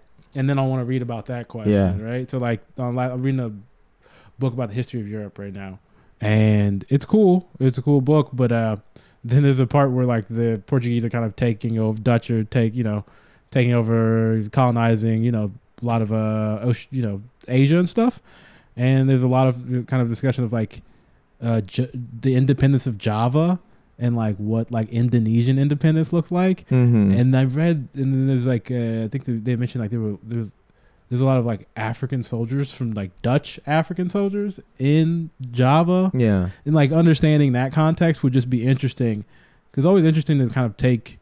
As a black person, also to see who hated us. Well, who hated us, and we not gonna forget. But also like seeing blackness in like a completely different context, where like it behaves nothing like you would think, because you're then realizing, oh, I'm set up within a context, and that there's just different contexts that create different. I also like history, and I think a big thing with me is like just if you will go through life and go in the world and just kind of take what you're given, I find the story very dissatisfying. No. I don't find like, oh, there's Republicans and Democrats and one side's good and one side's bad, and I'm like, I don't like that story. I don't believe it. I don't like either side really. Or like, there was the war, and then there was this and that, and then slavery, but then we undid slavery, but it was still kind of rough. Like, I don't like any of the stories, and like the more you read about history, the more you can get like a full picture of what actually happened and why we are here today. And like, I find it like, I don't know. I find it like a way to actually engage with the world today and learning about the past allows you to better engage with the world today and have like a more accurate view of actually what the fuck is going on. Because the things people say, I'm like, it's not making sense to me. It's not adding up, and it feels shallow and not too simple, too reduced. Yeah. Is that how you feel? No, yeah, I've definitely, every time I read about something that like is a kind of popular thing out there or fact, you'll find out there's a lot of weird details that people are like leaving out to create a particular image. One that just kind of comes to mind, Bass Reeves, who's like, Bass Reeves. No, Reeves. So Bass Reeves is like, he's like a black Western figure, and he's a black sheriff. I'm trying to think, what's that HBO show with all the superheroes? Can you lean more this way, get in the shot? No, my bad. Kid, which is the one with there's an HBO show, Watchmen. Okay. Watchmen. Yeah. Basically, they integrate Bass Reeves into that storyline, and he's basically like this black sheriff who had the most kills. He's not a sheriff; he's a black U.S. Marshal who had the most kills of any law enforcement during the West, and also the most arrests of any law enforcement officer during the West. Like, so he should be the biggest sheriff. But we know Wyatt Earp, we know all these different people. We know different like sheriffs, but nothing's been made about Bass Reeves. One, because he's black, Sure. But I feel like there's been a recent like phenomenon of people trying to pump up Bass Reeves as if like that's a character that we want out there. Like, it's this black sheriff who's got to handle business. And like, when you actually look at what Bass Reeves actually was, is a much more interesting and complex person, but somebody that I don't think anybody would really. One, the thing that they leave out about like, oh, who he is, he killed this many people, he arrested this many people. He was only allowed to arrest black and brown, like Indian people. Yeah. And he took them to this judge, because they were in the Indian territory. That's where he worked in modern day Oklahoma. So, and he took them to the judge that was known as the hanging judge. Because he was known to give out the most death sentences of any judge, in the federal system, and because this was a federal territory, so like really it's a story about a black cop who's like arresting masses of black people, shooting numbers of black people, and then taking white people would love this guy. Are you kidding me? They need to make this show immediately. No, that's what. Yeah, he's also was a black Confederate, because there's this whole thing about, and it's kind of something you talked about, like where like the slave master thing, like how that like, it's just one thing. Frederick Douglass talks about this in his autobiography. You have to like kind of buy in on both sides. You have to be broken, and then there's somebody who has to want to be your master. Tells that great story about that white lady who was nice to him. Yeah, and then just like slowly over time, she just like she just like she turns into a completely different person. The slavery corrupts. The slave and the master. So one thing that's weird about Bass Reeves is he also is taught to shoot a gun by his slave master, by like his. So like, one, it's this dude who had enough trust in his slave to give him a pistol and teach him how to shoot and be incredibly accurate at it. Also, he went to war with that slave master. He's a part. Like, that's a great story. Are you kidding me? Yeah, and then the man who taught me to shoot. Now I'm at war with him. No, he didn't go to war with a slave master. He comes. As a servant. Oh, that's not as fire. But this is it's a weird. The story is though. There's the rumor story, and then there's like maybe what happened. There's a card game. Sometime in the Civil War, during a battle in Arkansas, they're like playing cards, and he gets accused. People say it's this guy named Bill McCullough, who's like an OG Texas Ranger, and he just gets accused of like cheating, and like he just runs away. The rumor is that he got accused of cheating and then shot Bill McCullough, who was like the OG Texas Ranger, Civil War like Confederate. Like, he shoots him and then he flees into Oklahoma, And then for like 2 or 3 years for the rest of the Civil War, he's like with like the Indian kind of home guard, who's like kind of a vaguely Union unit. Yeah. And that's how he learns all like the native languages, like the Seminole language, the Creek language. And he learned, and that's why he's so able to like arrest and work so freely within Oklahoma, because he's learned all this shit while on the run as a deserter from the. I mean, it's pretty interesting. No, it's interesting. It's interesting. It's a human story. It's not a hero story necessarily. That's what I'm saying. I've seen it presented as like, look at this black law enforcement officer. When actually is a much more complex story. What do you think that is? Why can't we just that would be great. Accept that humans are humans and like take the good and the bad with their story? Like, why is it we always gotta make a hero? Yeah, we always gotta make a fucking. I mean, we can't. I guess back in the day, it used to be useful. There's some Israeli Jew or some Jerusalem Jew, and then we call him Jesus and make a whole religion out of it. Like, it's a useful thing to do, but it's just like now we're past that. Like, we got too much information. We got social media. There's no secrets anymore. Like, we can't create heroes anymore. Why can't we just look at a story and be like, let's take this story for what it is? We love doing that with fiction. We love Succession and Breaking Bad and Mad Men, all these flawed characters, but we still kind of like. I think that it's because the people who are in charge of that, creating those heroes, have specific things that they want those heroes to be. So they'll tell stories based on like what on that. Like, Martin Luther King was like cheating on his wife. Potentially, there was rape happening around him. I don't know. A lot of bad shit. It's a lesson about power and unchecked power and influence. Tulsa, 1921. That's like the way that's told. Is kind of weird. Which one? Which one's this? The race riot that happened where they destroyed the black neighborhoods. This is Black Wall Street. Wall Street. Okay, so this is like that one. So this neighborhood was destroyed. Like there's also like a weird gun part. There's a weird like about like this. There's another part of their story where like the part of the neighborhood that doesn't get as destroyed, and that's. In the newspaper, they were saying at the time there was like a lot of black militant shit. So it was more like that side of the neighborhood didn't get destroyed because they defended themselves. And there's like whole stories about like them niggas being in like having sniper positions from like a church tower. Yeah, like old World War I veterans defending a certain part of the neighborhood that didn't get destroyed. They always leave that part out of that story. But then also like the fact that they rebuilt the neighborhood. Yeah, they rebuilt it, and it was like more richer than it was in the 30s, and then I think it was the 40s. The federal government came in and put a highway through the neighborhood. And that's what like destroyed it again. I've also heard. I actually was listening to it. Do you know who FD Signifier? No, that's where I got that from, dude. Yeah. I love FD, dude. I find him problematic. But you find him problematic? Yeah. Well, I know. He really be. Listen. Okay, let's cut this part then. Huh? Let's cut this part. No. If you think I'm gonna go through and edit this shit, you're out of your mind. I know you won't. But I've seen you edge up. You're not going through it. For no reason. I'm taller than you. How's that? Every time I see Josh, he's always like, "Man, why are you taller?" I'm like, "I'm an inch taller than you," and you're like, "I hate you, man." An inch, dude. For no reason. An inch. No, but that's the FD Signifier thing where it was like, they came in. They rebuilt themselves. They were richer than ever. But that was from a perspective of like... Yeah, I wasn't... those were...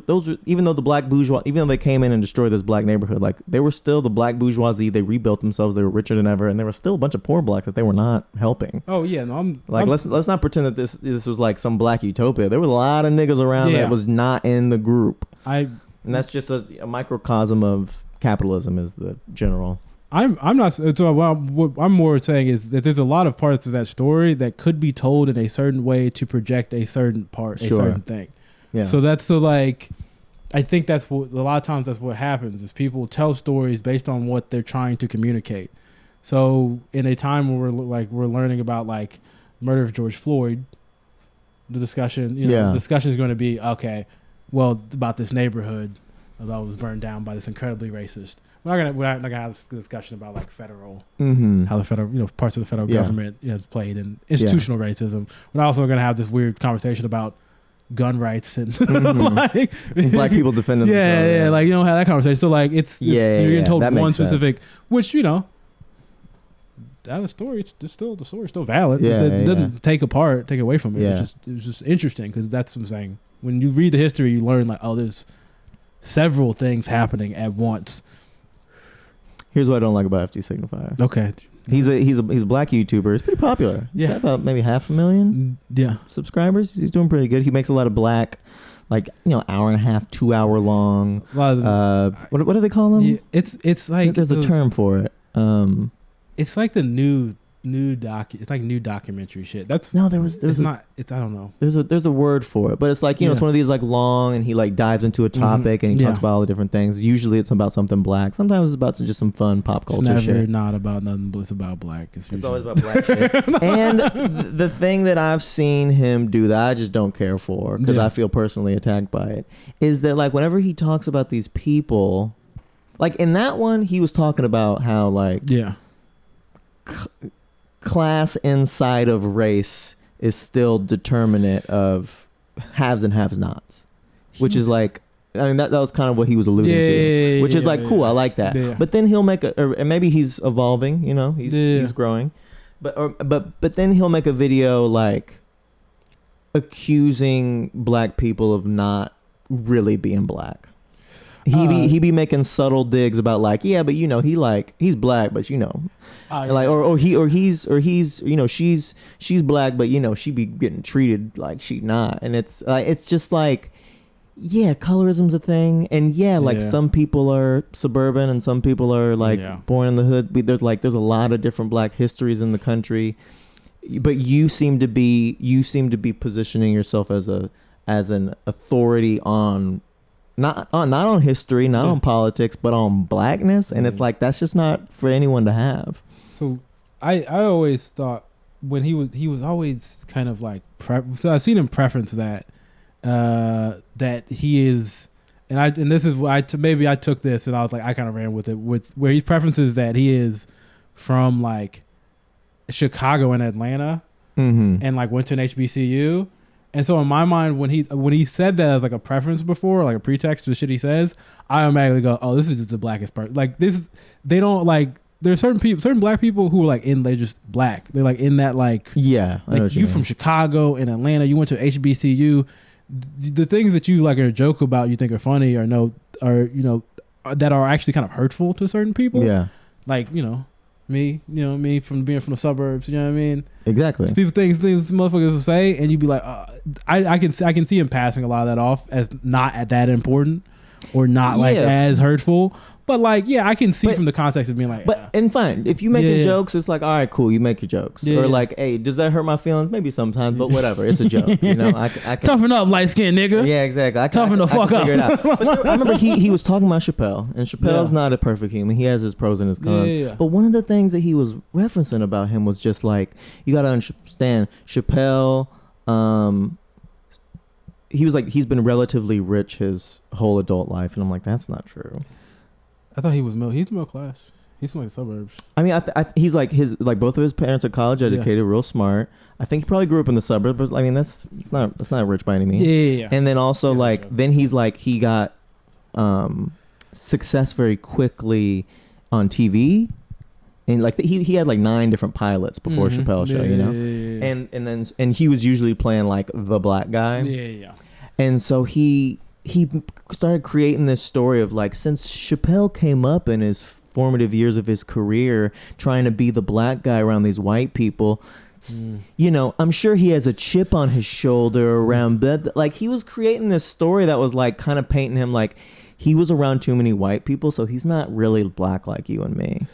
I mean, it's just like, what the fuck are you saying, man? Like, that is a part of the Chappelle like story, is that like he has like these white crowds and that like black crowds don't embrace him until, but I don't know, like, I don't even think that's true. Like when he was like younger, he was like, potentially, sure. Yeah, before like Chappelle show, like from my understanding, he had like a bunch of white, like he had white fans, and then like Chappelle show, that's when he really started getting his black fans. But I'm not gonna lie, I have seen FD Signify do that where I'm like I can tell what perspective this is coming from. Yeah. And I think I just have more personal interaction with that perspective of like that. I went to HBCU. My church is black. But what's crazy is like, But here's the thing. I feel like there's a dichotomy here with black people in the black community. Like there's a sort of HBCU all black all day nigga that they are in that black life all the time, and that's what they're talking about. Like black communities against white nation, sort of, right? I do. Yeah. And there's a lot of identity, and there's a lot of community, obviously, and there's a lot of culture involved with that, and they're in that. That's the life they're living. There's nothing wrong with that. But then there's the things that me and you have talked about earlier in this podcast that we've experienced by going overseas and realizing that this racial construct is very dependent on where you are in the world. I lived in Amsterdam for a year. I wasn't black there. I mean, some motherfuckers really thought I was just a white dude, number one. And number two, more importantly, I was American. First and foremost. And it's like whenever you experience that and you come back, there's a history of that happening with like James Baldwin going and living in France and coming back, and he's like, I'm not a nigga, I am a man. Okay. Well. And if you like, he's like, if you see me as a nigga, then you must need a nigga in your life. So you must understand, why do you need a nigga? Because I'm not a nigga, I'm a man. Like all that shit. All right. And then there's like fucking Malcolm X, who was like, separate from whites by any means necessary. He goes to Mecca, fucking meets a bunch of different people, comes back, and he's like, no, never mind. We should come together. Yeah, I mean, I don't think FD Signifier doesn't say that. He's pretty. No, I'm saying that. I'm saying like there's a perspective of like, yeah, you were in the HBC black culture, beautiful, all that stuff. But once you get outside of it and you come back into it, you have a broader horizon and a different point of view of your own blackness, your own relationship to it, the country's relationship to it, and what it actually is. Like if you go somewhere else and you're not black anymore, and then you come back and you're black again, it's hard to. I think it's hard to be like, I'm black. It's like, well, I'm black here, nigga. Like it changes your point of view on things. And so like, I don't know what he's done, or if I'm sure he's been around and traveled and stuff, but like there's multiple points of view for this black shit. And like, just because he's HBCU motherfucker, I mean, that's great. But I'm not hating on it. But like, let's not hate on pussy ass light skinned niggas, you know what I mean? I don't, I just want to phrase, he was hating on you. He wasn't hating on me. I'm a real nigga from South Central. Yeah, me too. I'm from South Central Houston. Piper's Ghetto, baby. Clear Lake. I'm saying no. I rolled around the. I was posted up at the McDonald's on El Dorado, son. I've been at new Sonics my entire life, brand new ones, only brand new Sonics. No, I think you can come out of it. You can come out of the black community, then go overseas, and then like have less value in like the things that he big ups. So there's parts of things that I think, because also he has more day life, what's it called, day-to-day experience and with those institutions. And so what institutions? The institutions like HBCU. Oh sure, maybe I think he comes from like a family, the Nation of Islam type stuff. So like he has more interactions with like the black community,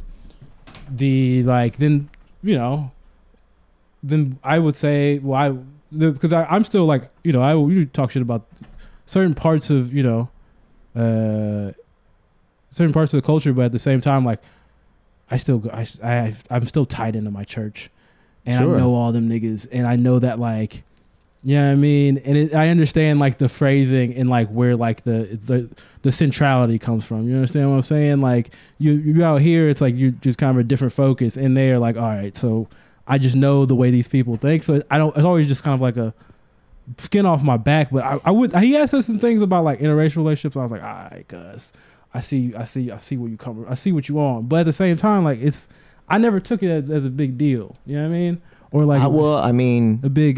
But it sounds like you were maybe accepted by these people. Yeah, I really never was. Yeah, damn, dog. And now you talking about my shorts? Yeah, no, I'm talking about my edge. But that's love. That's what I really. Nah, B. Okay, all right. Okay, my shoulders are working now. That's fine. No, that's what I'm saying. It's because when we were talking about like coming in and coming out of it, and then be like, yeah, a lot of these things are.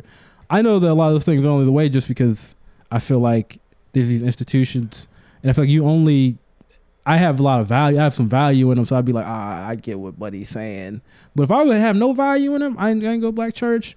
I ain't fucking, you know what I mean? There's certain, I ain't go to certain events, all this type of shit. My mom wasn't involved in certain shit. I'd be like, all right, dog. but here's the thing. I'm not shitting on the institutions. I'm not shitting on the belief systems. I'm not shitting on any of that. Yeah. I'm saying if you Mr. Intelligent nigga up on YouTube, all right, well then.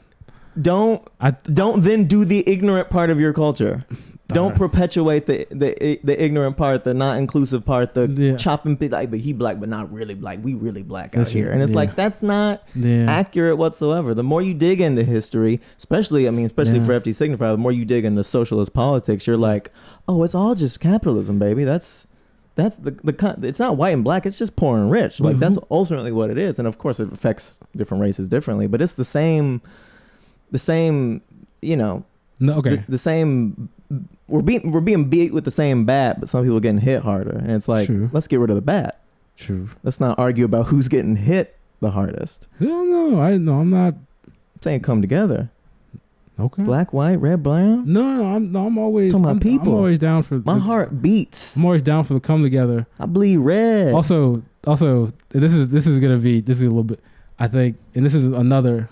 Me just trying to get, because FD Signifier is my best friend, and you know? No, I know him personally. No, do you really? No, I don't. Motherfucker. No, I don't. Where does he live? He don't live anywhere around in Atlanta. you. But no, I think also like I think it's crowd.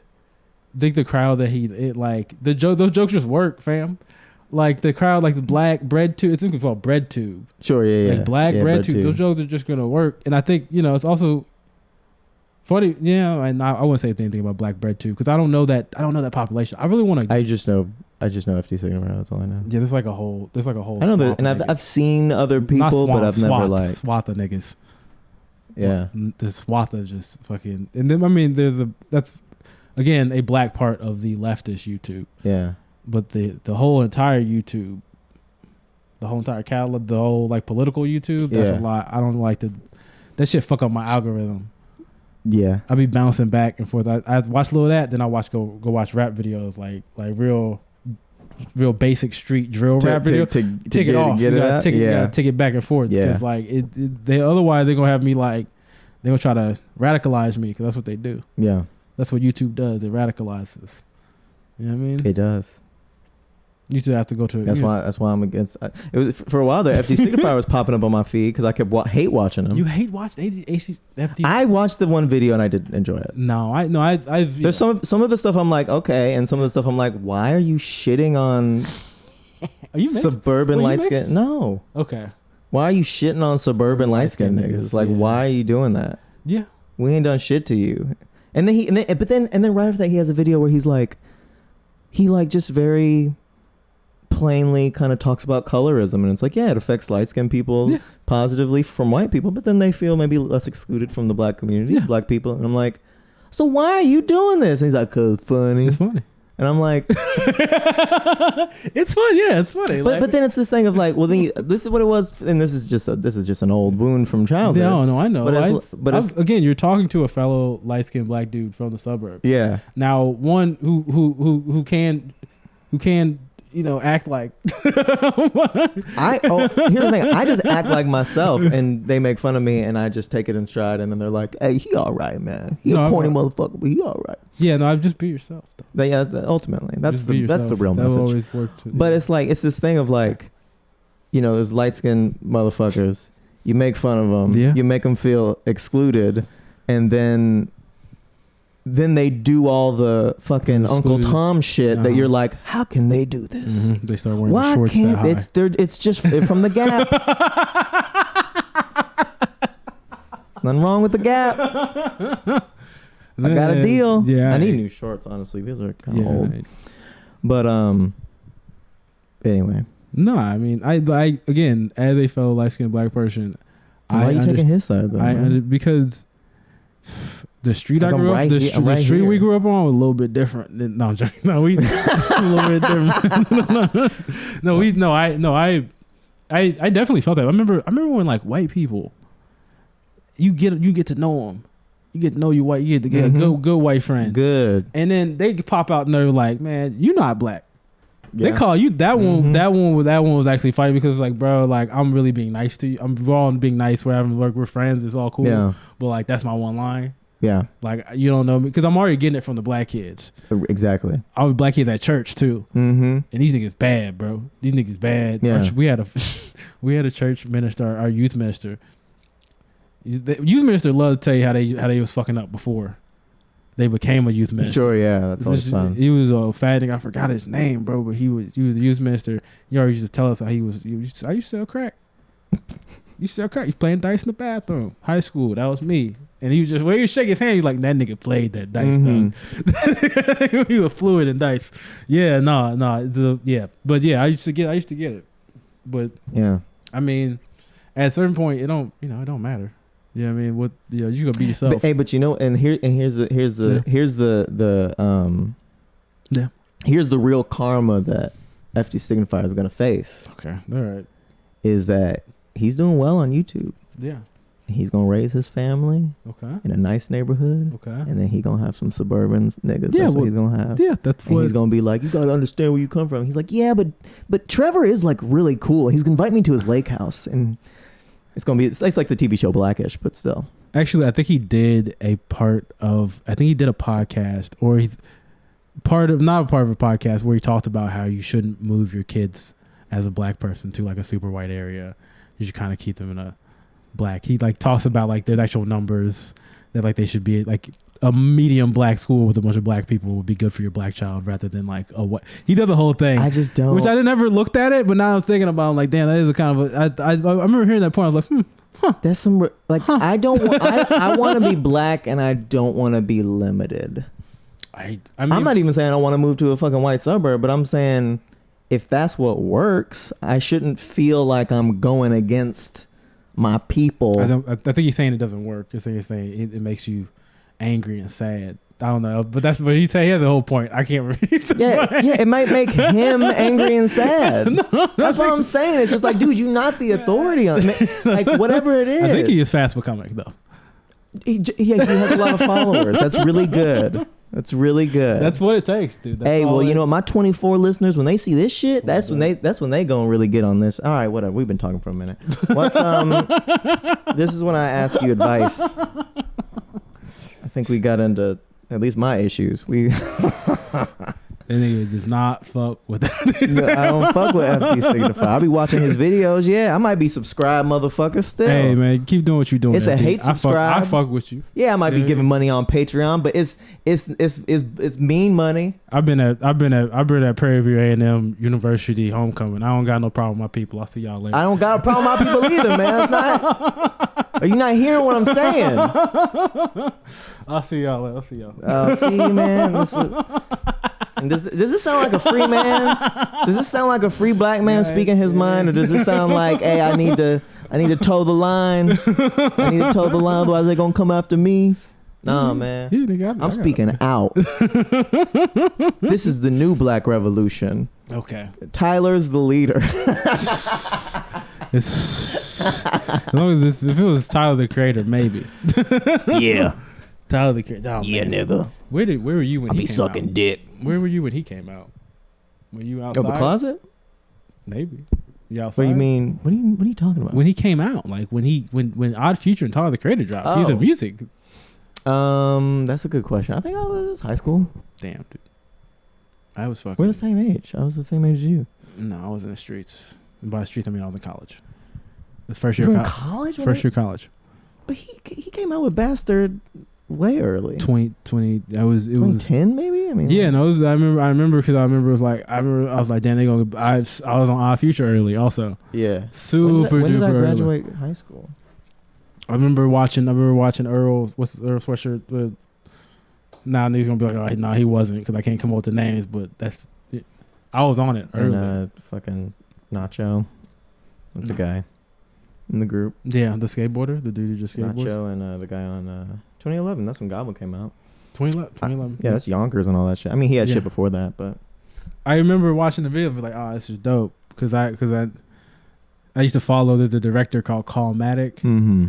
He's like a guy on YouTube. He used to have like these kind of fun, like interesting, like videos about just like daily, like him, like his life in LA, like being a young filmmaker and shit. And he's from Leimert Park, which is like the neighborhood I lived in. So I just wanted to see Leimert Park. And then I think he led me to Odd Future by like YouTube recommendations type shit. And that was like 2011. That was crazy. I'm a fucking walking paradox. No, I'm not. Just listen to my shit in my dorm room. Mm-hmm. Yeah. You know what I mean? Anyway, all right. Advice about. So I just asked you advice. You know, it don't gotta be good. It don't gotta be long. I don't care about your dorm room. It don't gotta be long. All right, you just got fucking dollars dripping out your pocket, dude. Look at you. Why do I act like I have so poor? You know, wallet. It's in my. I can't afford a wallet. No. All right. Advice. This is just advice on what we've talked about. You can make it as long or short as you want to. Okay. Shorter the better. Yeah. What's advice on fucking history, dog? And the value of history. What's advice on the value? Yeah. Jesus Christ. Yeah, no, these aren't good. I didn't say these were good. No, questions. I know. It's just a big ass question. It can be short as long.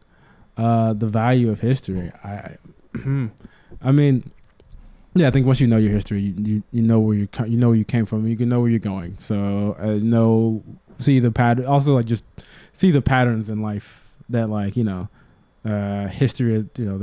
People have already been through the shit, and you can. Can I redo this? Can I restart this part of the? I can't. I don't think. You want me? I can cut it if you really want to. No. If it's really that important to you, I can. No. I can make it so that you have a perfectly well thought out thing. It's over. I think the message was good. I think the message was good. It's good. Learn what you know. Learn what people did, so you know what you're doing. Yeah, so like you Simple can look at that. it and be like, yeah. Some say it don't be like it is, but it do. It is exactly like it is. That's my message. It's exactly like it was in like whenever. It's the same shit. I'll say if I've learned anything from reading the history, the same problems have been around for a long time. It's the same exact ones. It's very scary. It's actually very disturbing. Same problem. It's very disturbing. And they look different. They're wearing different hats. Sometimes they twerking. Sometimes they're like cotillion dancing. But it's all the same problem. That seems like a personal problem with the lady that you got. Huh? That seems like a personal problem. You talking about twerking and cotillions. I was talking about the structure of society. No, that was a metaphor. Okay. That was a metaphor. Depending on the time you're in, sometimes the problems are twerking and sometimes they're doing a cotillion. Okay. But ultimately it's dancing. the same problem. They're different dancing. hats. Okay, Motherfuckers don't know metaphors because he's from the streets. I said it. Cyprus. These street niggas don't. Oh, now he's from Cyprus. Okay, fuck that shit. These street niggas don't know metaphors. Cyprus, big dog. Apartments. Not really. I had a home. Advice on fucking Houston. Just growing up in Houston, dog. What's the next generation of Houston people need to know? Get a car. Get into those screw tapes early, and then really play. And then Houston is one of the most authentic places in the world. I feel like I would say that. So. Just be you, because you're an authentic person, and that sells everywhere else. Yeah. I'm not funny. Look at me. I'm making it, big dog. Shit. Come on. Niggas ain't never called me funny. Ask about me. He's making it. He's saving up. He's saving up for a wallet, baby. Yeah, he about dog. to buy. I got loose change in my pocket. Yeah, but he about to have a container soon. You just wait. And what's advice on just advice for me to beat you? Oh, where what? Just at everything, life. Oh, I got a bad wrist. You got a bad wrist? Yeah. Which one? I think it's this one. That one? Yeah. Are you lying? Because you did this, and then you were like, "Wait, I should lie to him." And Look. I can tell from the length of your short, nigga. You could never beat me. Okay. Again. Maybe the shorts was for movement. You know, maybe I can do a nice kick to the face. You can't move fast enough to beat me in them shorts, big dog. You don't even know, man. Yeah, but look at my socks. Look, I have Basquiat socks. That's black, right? What part? Huh? I got their Basquiat socks. Basquiat. Yeah. I don't know them. You don't know? Yeah, Basquiat socks. I don't know. I just noticed this little fucking thing. I don't know what that is. Basquiat socks, man. Basquiat. He's the black artist. Yeah, he's the one. He's the pop culture black artist. Yeah, the one with the dreads before it was cool to have dreads. Yeah. Yeah. The 80s, he was around here. Why is he just getting popular now? Like, why is he not? He's been popular. So why is everybody throwing him? Is it? I feel like Jay-Z and hip hop kind of took him on a little bit. Yeah, it was the the hair with the. Is that a reference to Basquiat? I think it's just dreads. My man Jay-Z. What like how do you wake up in the morning and just be like, all right, what I'm gonna do more shit? You know what I mean? Are you talking about his hair or just his life? His life. Like I just feel like it's. Are you saying how does he keep doing shit? Yeah, just because it's like what else do you do? I don't think he does anything. What else do you do? He's not making music. What is he? He probably has meetings. Go on a boat. Go on a boat. Yeah. Let's go. I can get there. Hold on. Oh, hey, Hova. Hey, you crazy for that, yay? Hey, talking to B. Yeah, B. I got a meeting with was he on the net? The Nets. Yeah, it's not. I'm gonna cut that. It's pretty. I really wish I was good at impressions. You can't. If I had one skill, I wish it was that. You just gotta work on them. No, I have. See? I mean, talking. So crazy to be around Brooklyn, Marcy Projects. I mean, you can go. You can walk to them. You crazy for that, yay? Having 99 problems. It's a little bit laggy at the end. You gotta really prompts. I don't know how to. All I know how to do is be me. I hate myself. All right, we're done. Bye.